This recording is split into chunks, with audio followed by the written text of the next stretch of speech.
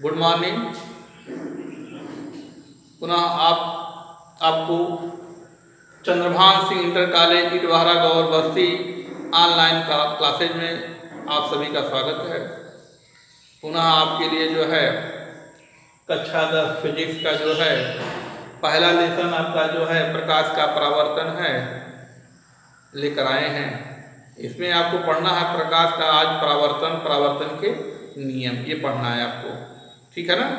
तो देखिए प्रकाश का परावर्तन हेडिंग है, लेसन का भी यही नाम है और इस लेसन का सबसे इंपॉर्टेंट क्वेश्चन यही है, प्रकाश का परावर्तन।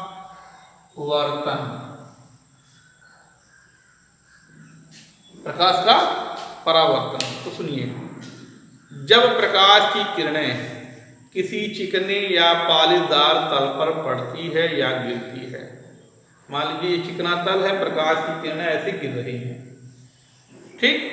तो जब हमने कहा जब प्रकाश की किरणें किसी चिकने या पालीदार तल पर गिरती है या पड़ती है तो उस तल से टकराकर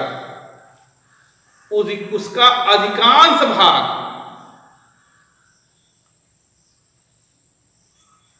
उसी माध्यम में वापस लौट जाता है। प्रकाश की इसी घटना को प्रकाश का परावर्तन कहते हैं। लौटने की प्रक्रिया को तो प्रकाश का परावर्तन देखिए बताया गया कि जब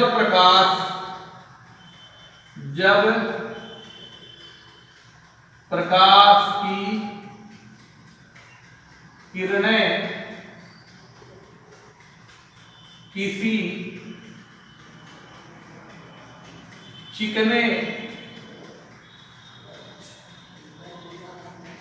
चिकने या पालिशदार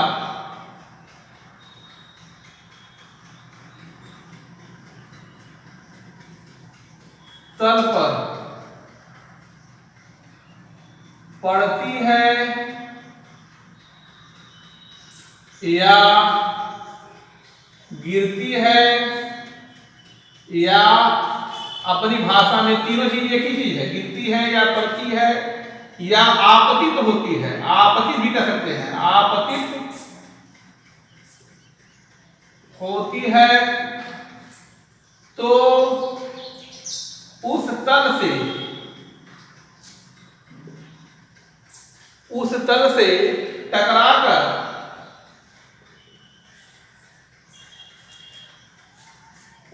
से टकराकर उसी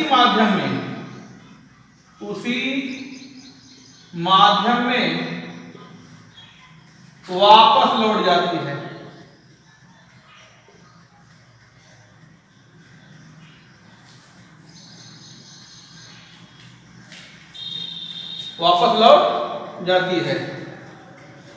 प्रकाश के वापस लौटने की क्रिया को ही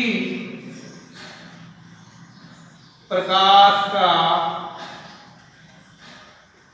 परावर्तन कहते हैं। क्लियर? जब प्रकाश की किरणें किसी चिकने या पालीदार तल पर पड़ती है या गिरती है या आपतित होती है तो उस तल से टकराकर उसी माध्यम में वापस लौट जाती है। प्रकाश के वापस लौटने की क्रिया को ही प्रकाश का क्या कहते हैं? परावर्तन। अब देखिए, ये कोई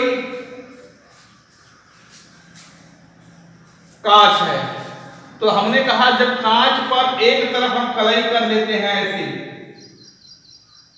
एक साइड ये कलई कर दिए, क्या कर दिए? कलई किए। जब किसी कांच, ये पहले कांच था, जब कलई कर दिए तो अब बन गया क्या? ये दर्पण बन गया। अब क्या बन गया? दर्पण। पहले क्या था? जब सिर्फ ऐसे करेंगे तो ये कांच है केवल, ठीक। और जब एक साइड ऐसे आप कलई कर दिए और दूसरा भाग चिकना रह गया, दूसरा भाग चिकना रह गया, तो अब क्या बन गया वो दर्पण। ठीक, तो जब किसी, हमने बताया पालिशदार तल या चिकने तल, किसी चिकने या पालिशदार तल, तो हम ये चिकना तल है, इस पर जो है प्रकाश की किरण ऐसे, ये देखिए आने का है, आने का डायरेक्शन है, इस पे गिर रही है, इस तल पर पड़ रही है, आपतित हो रही है। जब टकरा कर वापस लौट जाती है, ये लौटने का है, ये क्या है, आने का है, ये टकरा कर लौटने का है। जब ये लौट जाती है, इसी घटना को हम प्रकाश का परावर्तन कहते हैं। जब प्रकाश की किरणें किसी चिकने या पालिशदार तल पर गिरती है या पड़ती है, तो वह तल से टकराकर उसी माध्यम क्या हो जाता है, वापस लौट जाता है, उसी माध्यम में क्या हो जाता है, वापस लौट जाता है। इसी लौटने की प्रक्रिया को ही हम प्रकाश का परावर्तन कहते हैं। अब देखिए ये जो आ रही है, इसी आने वाली किरण को हम कहते हैं आपतित किरण, आपतित किरण। और टकराकर जो वापस जा रही है, इस किरण को बोलते हैं परावर्तित।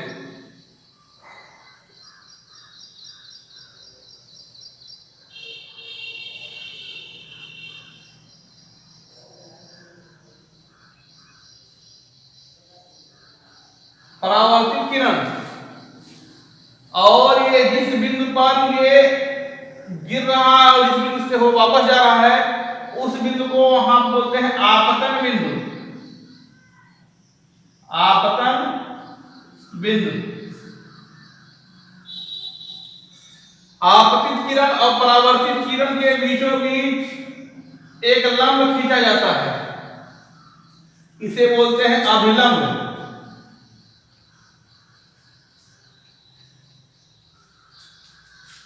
इसे क्या बोलते हैं, अभिलंब। ये आपतित किरण, ये परावर्तित किरण, और दोनों किरणों के बीचों बीच खींचा गया एक लंब, उसे क्या बोलेंगे, अभिलंब। और अभिलंब और आपतित, ये अभिलंब है और ये आपतित है, इनके बीच बने कोण को बोलते हैं आपतन कोण, आपतन कोण। इसे आई से प्रेजेंट करते हैं। अभिलंब और परावर्तित किरण के बीच, अभिलंब ये है, परावर्तित किरण ये है, इनके बीच बने कोण को परावर्तन कोण कहते हैं, इसे आर से प्रेजेंट करते हैं। ये फिगर है, समझ आया। ये देखिए ये क्या है, दर्पण हो गया, ये आने वाली किरण को आपतित किरण, टकरा कर वापस जाने वाली किरण को परावर्तित किरण, और इन दोनों किरणों के बीचों बीच खींचा गया लंब को अभिलंब। ये जहां तीनों मिल रहे हैं वो क्या होता है, आपतन बिंदु। अभिलंब और आपतित किरण के बीच बने कोण को आपतन कोण, अभिलंब और परावर्तित किरण के बीच बने कोण को परावर्तन कोण, आपतन कोण को आई, परावर्तन कोण को आर से प्रेजेंट करते हैं। क्लियर। आपसे कोई पूछे कि आपतित किरण किसे कहते हैं, तो किसी तल पर आने वाली किरण को, किसी तल पर आने वाली सभी किरणों को हम आपतित किरण कहते हैं। परावर्तित किरण किसे कहते हैं, किसी तल से टकराकर वापस जाने की किरणों को जो है, वापस जो लौट के जा रही हैं, उन किरणों को परावर्तित किरण कहते हैं। कोई कहे अभिलंब किसे कहते हैं, तो परावर्तित और आपतित किरण के बीच खींचे गए बीचों बीच लंब को अभिलंब कहते हैं। आपतन कोण किसे कहते हैं, तो कहिएगा अभिलंब और आपतित किरण, इनके बीच बने कोण को आपतन कोण कहते हैं। इसे प्रेजेंट किसे करते हैं, आई से। कोई कहे परावर्तन कोण किसे कहते हैं, तो परावर्तित किरण और अभिलंब के बीच बने कोण को परावर्तन कोण कहते हैं। इसे स्मॉल आर से प्रेजेंट करते हैं। क्लियर। ये फिगर है, पेपर में यदि आएगा कि परावर्तन, प्रकाश का परावर्तन क्या है, तो ये परिभाषा लिखिएगा और ये फिगर बनाइएगा और ये डायरेक्शन पूरा हर चीज लिख दीजिएगा, ये आपका तब परफेक्ट होगा। दूसरा पूछा जाता है प्रकाश का परावर्तन है, परावर्तन के कितने नियम हैं। प्रकाश का परावर्तन क्या है, परावर्तन के कितने नियम हैं। तुमको परावर्तन के 2 नियम होते हैं, दोनों नियम लिखना रहेगा आपको। कभी पूछेगा परावर्तन के नियम लिखिए, केवल नियम ही लिखना रहेगा। कोई कभी पूछा जाएगा प्रकाश का परावर्तन क्या है, तो प्रकाश का परावर्तन ही लिखिएगा। अब देखिए परावर्तन का नियम क्या है। ये जो पहला नियम, आपतित किरण, परावर्तित किरण और अभिलंब तीनों एक ही तल पर स्थित होते हैं। तीनों एक ही तल पर स्थित होते हैं, जिसे हम बोलते हैं, जहां पर तीनों मिलते हैं उसे उस बिंदु को कहते हैं आपतन बिंदु। तो आप कह सकते हैं आपतित किरण, परावर्तित किरण और अभिलंब तीनों एक ही तल पर स्थित होते हैं, इसे आपतन बिंदु कहते हैं। ये पहला नियम हो गया। पहला नियम क्या है, आपतित किरण, परावर्तित किरण और अभिलंब तीनों एक ही तल पर स्थित होते हैं। ठीक, देखिए एक ही तल है, एक ही तरफ, आपतित किरण उधर मिला, परावर्तित किरण हुआ अभिलंब। ठीक, तो आपतित किरण, परावर्तित किरण और अभिलंब तीनों एक ही तल पर स्थित होते हैं, जिसे आपतन बिंदु कहते हैं। दूसरा, परावर्तन कोण सदैव आपतन कोण के बराबर होता है, या आप कह सकते हैं अपनी भाषा में आपतन कोण सदैव परावर्तन कोण के बराबर होता है। I बराबर R। ठीक, क्लियर। अब लिखिए परावर्तन के नियम, इसको आप नोट कर लीजिएगा। ठीक, अब हम डाल रहे हैं परावर्तन के नियम।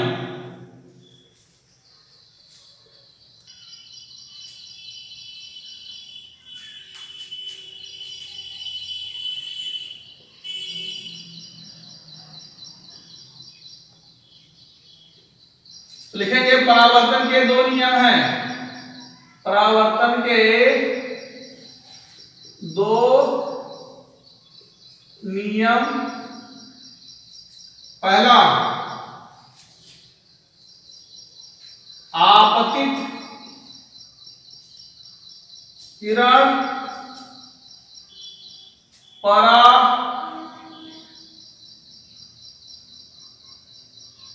परावर्तित किरण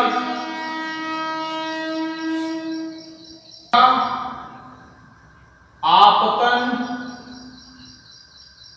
बिंदु पर डाला गया लंब एक ही तल पर स्थित होते हैं। ये दूसरा नियम, आपतन कोण सदैव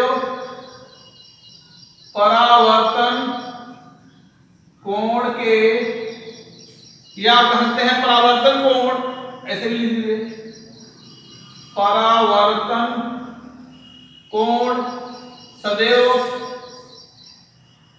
आपतन कोण के बराबर होता है। अब देखिए आपको मालूम है आपतन कोण के बराबर होता है कौन, परावर्तन कोण। तो लिख सकते हैं कोण आई, ये कोण ऐसे बनाइएगा, कोण आई बराबर कोण R। यही आपके परावर्तन के नियम है, इसको आप लोग नोट कर लीजिए। परावर्तन 2 प्रकार के होते हैं। परावर्तन 2 प्रकार का होता है। पहला है नियमित परावर्तन, नियमित परावर्तन, केवल ये तैयार रखिएगा। दूसरा जो है आपका अनियमित परावर्तन।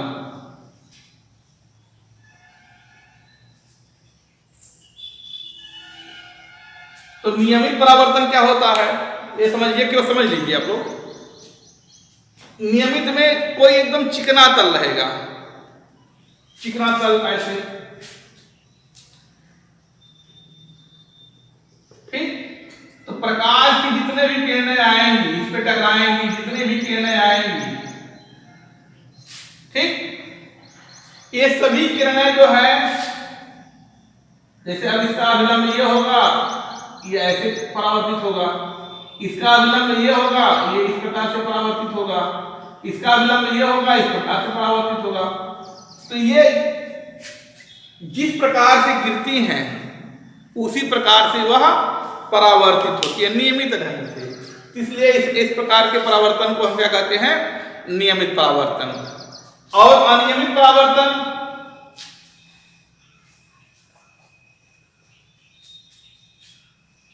जैसे आप लोग देखते होंगे कांच खिड़की कुछ जो है खुदरे होते हैं, स्पॉटिंग वाला स्पॉट क्या आप कह सकते हैं, सीधे कहीं गोल गोल गोल गोल वाले खिड़की लगाए होते, एक प्लेन शीशा होता है, एक गोल गोल गोल गोल वाला यानी शीशा जो होती है, यानी प्रकाश की किरणें अंदर ना प्रवेश कर पाए उसके लिए होती है। और एक होता है कि सूर्य की प्रकाश किरणें आसानी से, एक शीशा प्लेन शीशा होता है और एक जो है गोल गोल गोल गोल उस पर बने होते हैं, उसी में मोटाई में करके, ठीक। तो वह जब उस पर पड़ता है खुदरा, आप कह सकते हैं सीधे खुदरा है, आप अपनी भाषा में साइंस की भाषा में कहेंगे खुदरे तल पर, ये चिकना तल था, ये खुदरा तल पर। तो इसमें जो है प्रकाश की जब किरणें पड़ती हैं ऐसे, तो कोई ऐसे वापस हो जाता है, तो कोई ऐसे वापस होता है, कोई ऐसे वापस होगा।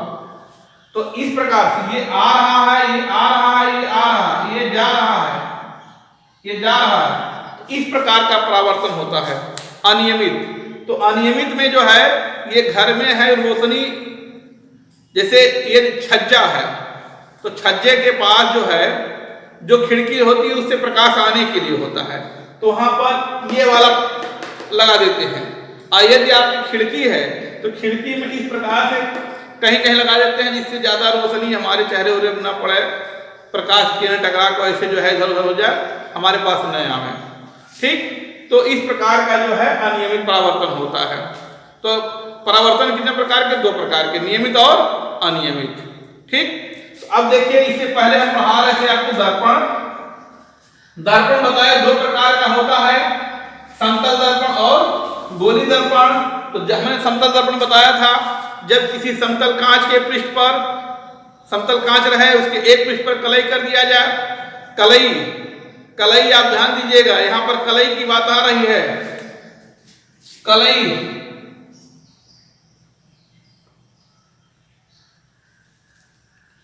तो कलई या तो लाल ऑक्साइड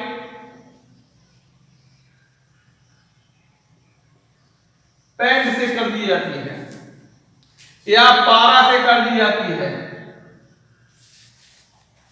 ठीक।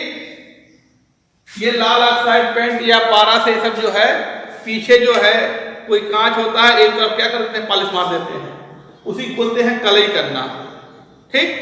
तो दर्पण बनने के लिए हमने बताया था, आप लोगों को बताया था कि दर्पण तभी बनता है जब किसी कांच के एक तरफ क्या कर देते हैं, कलई कर देते हैं, ठीक, वो दर्पण बन जाता है। दर्पण आपको बताया दो प्रकार के, समतल दर्पण और गोली दर्पण। तो समतल दर्पण में कोई समतल कांच है, एक तरफ कलई कर दिए तो समतल दर्पण बन गया, ठीक, क्लियर हो गया। और गोली दर्पण जब किसी खोखले गोले को काटकर एक तरफ कलई कर देते हैं, जब किसी खोखले गोले को काटकर एक तरफ कलई कर देते हैं तो वह गोली दर्पण बन जाता है, ठीक। सबको समझ में आ गया। गोली दर्पण कितने प्रकार के होते हैं, दो प्रकार के होते हैं, अवतल दर्पण और उत्तल दर्पण, ठीक। तो अब समतल दर्पण के कुछ गुण समझ लीजिए, समतल दर्पण के कुछ गुण समझ लीजिए आप लोग। समतल दर्पण के गुण,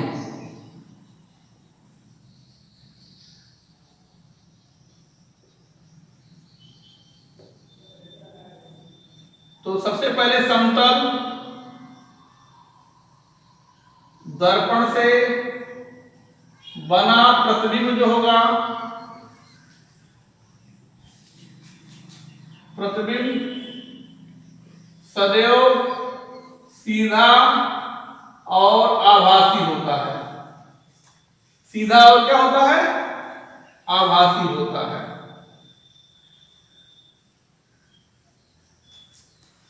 समतल दर्पण से बना प्रतिबिंब सदैव सीधा और आभासी होता है। दूसरा, समतल दर्पण से बना प्रतिबिंब सदैव वस्तु के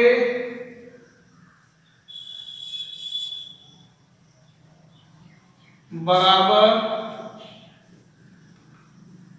होता है। समतल दर्पण से बना प्रतिबिंब सदैव वस्तु के बराबर होता है। प्रतिबिंब, तीसरा जो है प्रतिबिंब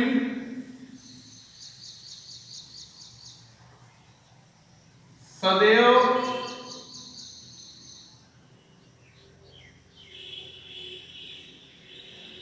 उतनी ही दूरी पर पीछे बनती है जितना कि वस्तु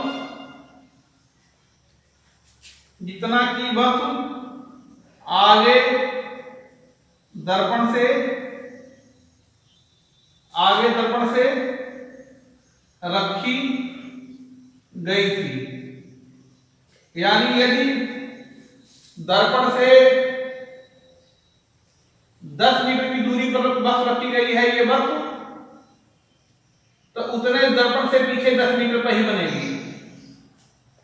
और यहां पर जितना बड़ा वस्तु रखा गया है, उतने दर्पण के पीछे उतना बड़ा ही वस्तु बनेगा। ये वस्तु है और ये प्रतिबिंब है। चौथा,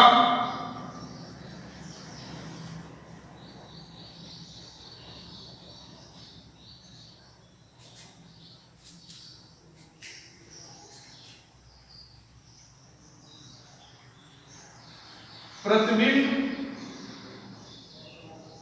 यदि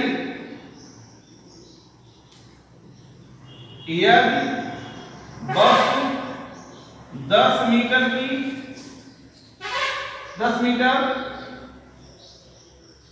यदि वस्तु 10 मीटर ऊंचा है तो दर्पण वस्तु की आधी ऊंचाई अर्थात 5 मीटर की होनी चाहिए। अर्थात यदि हमको कोई वस्तु 10 मीटर ऊंचा है, ऊंचाई यदि आपका 10 मीटर है, तो दर्पण जो है समतल दर्पण कम से कम 5 मीटर का होना चाहिए। ये दर्पण आपका जो है कम से कम 5 मीटर का होना चाहिए, तभी वो बराबर प्रतिबिंब बनेगा। ठीक, इधर हो गया। और इसका जो है फोकस दूरी अनंत होता है। पांचवा आप लिख सकते हैं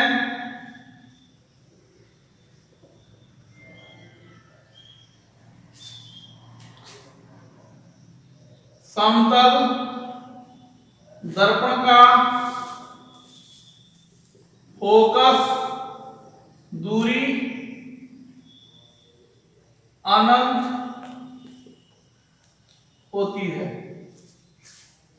ठीक, इसको आप लोग नोट कर लीजिएगा। ठीक, तो ये पूरा जो है आप लोग नोट कर लीजिएगा। आज के लिए इतना ही काफी वीडियो है। थैंक यू, धन्यवाद।